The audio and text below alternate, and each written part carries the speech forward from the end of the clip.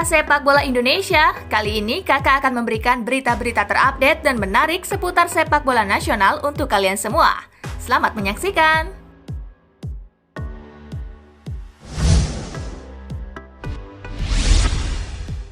Timnas Indonesia U19 pindah kota pada TC di Kroasia.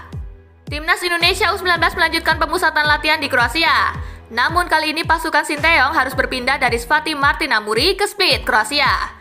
Split merupakan kota terbesar kedua di Kroasia yang memiliki jarak 259 km dari ibu kota Zagreb. Timnas Indonesia U19 harus menempuh perjalanan darat menggunakan bus selama 6 jam. Gelandang Timnas Indonesia U19 David Maulana merasakan suasana yang berbeda di Split. Kondisi kota yang berada di dataran rendah membuat suhu lebih hangat ketimbang Svati Martinamuri.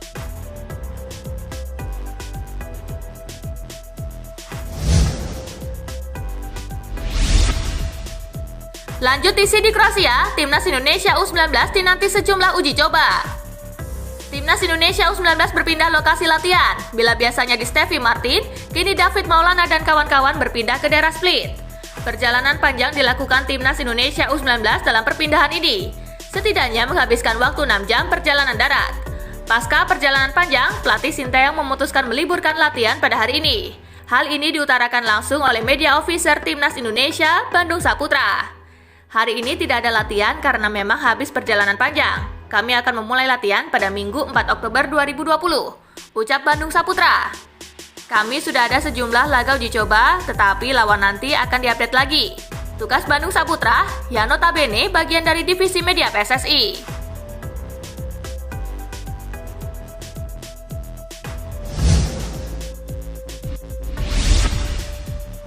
Lanjutkan TC di Kroasia, Timnas U19 kedatangan wajah baru.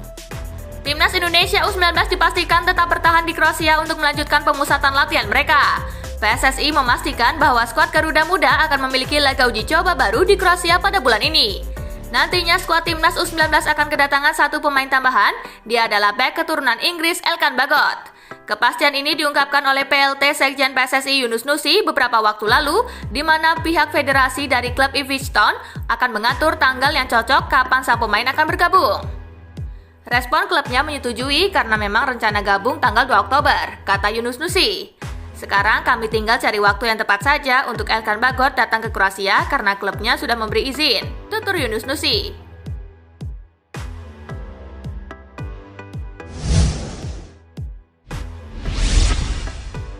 Witan Sulaiman mulai terbiasa dengan formasi Sinteyong di Timnas Indonesia U19. Penggawa Timnas Indonesia U19 Witan Sulaiman sudah mulai terbiasa dengan perubahan formasi yang diterapkan oleh pelatih Sinteyong. Bagi Witan Sulaiman, sebagai pemain profesional, pesepak bola harus bisa beradaptasi dengan semua pelatih. Di tangan Sinteyong, memang Timnas Indonesia U19 sedikit mengalami perubahan formasi. Bila Timnas Indonesia U19 terbiasa dengan formasi 4-3-3 atau 4-3-2-1, kini di tangan Sinteyong, Timnas memainkan formasi 4-4-2. Terkait hal ini pun sudah mulai bisa dipahami oleh seluruh penggawa Timnas Indonesia U19. Seperti diutarakan oleh Witan Sulaiman yang memang harus beradaptasi dengan formasi ini. Setiap pelatih memang beda, tetapi sebagai pemain kita harus bisa menyesuaikan diri terhadap pelatih. Karena tidak mungkin selama bermain bola kita tidak mungkin hanya dilatih oleh satu pelatih, ucap Witan.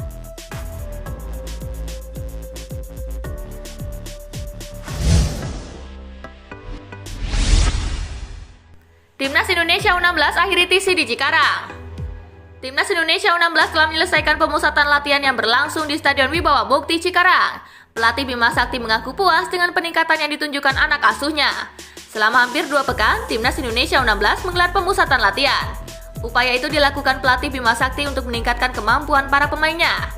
Selama itu, para pemain berlatih dengan intensitas tinggi. Meskipun tak melakoni laga uji coba eksternal, Bima Sakti menilai ada peningkatan kemampuan yang signifikan dari para pemain Timnas U16.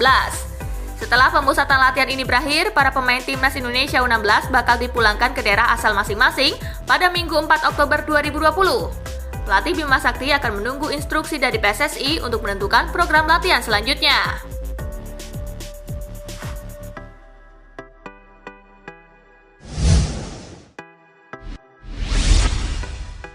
AFC Permak 12 turnamen termasuk Piala Asia U19. Konfederasi Sepak Bola Asia melakukan branding ulang beberapa kejuaraan, mulai dari Piala Asia U16 ke U23, sepak bola wanita hingga futsal. Ada 12 kejuaraan yang di-branding ulang oleh AFC dengan nama dan format baru. Titel Championship dalam setiap kejuaraan di bawah naungan AFC diganti menjadi Cup. Misalnya AFC U23 Championship diubah nama kejuaraannya menjadi AFC U23 Asian Cup. Selain itu, AFC juga memutuskan Piala Asia U16 dan Piala Asia U19 2020 menjadi edisi terakhir untuk kategori usia itu.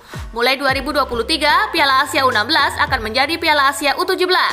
Sementara Piala Asia U19 juga akan diubah menjadi Piala Asia U20 mulai 2023. Kejuaraan pertama yang akan digelar dengan nama baru adalah kualifikasi Piala Asia U17 Putri 2022 dan Piala Asia U20 Putri 2022. Jepang, Korea Utara, dan Cina otomatis lolos Piala Asia U17 Putri 2022 atas hasil yang mereka raih pada kejuaraan edisi 2019.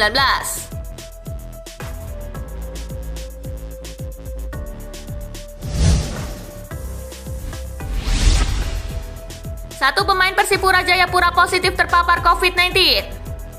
Manajemen Persipura Jayapura mengumumkan salah satu pemainnya dinyatakan positif terpapar COVID-19 berdasarkan hasil swab test beberapa hari lalu. Namun manajemen enggan mengungkapkan identitas sang pemain. Manajemen Persipura telah mengisolasi pemain yang dinyatakan positif terpapar COVID-19.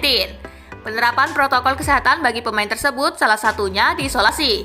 Itu sudah dilakukan beberapa hari ini dan ditangani langsung oleh dokter tim Beni Suripati.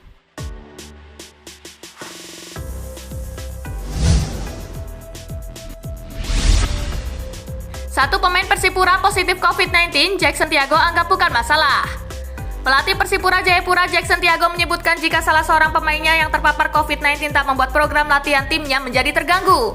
Jackson menganggap itu bukan sebuah masalah. Juru taktik berkebangsaan Brasil ini mengatakan, program latihan timnya tetap berjalan dan tidak terdampak pada hasil swab test tersebut. Program latihan kami tetap kami lanjutkan tanpa masalah apapun. Hari ini kami baru saja selesai menjalani internal game terakhir, ujar Jackson F. Tiago kepada awak media.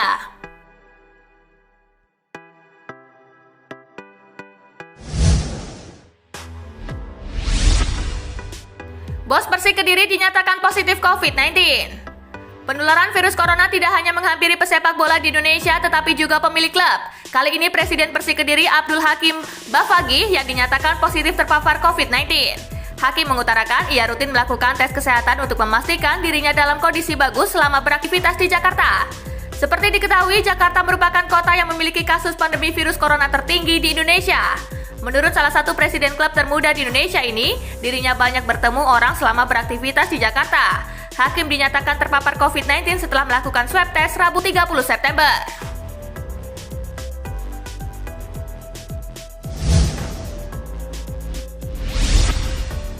Nah itulah tadi gengs, berita-berita menarik dan terupdate seputar sepak bola nasional.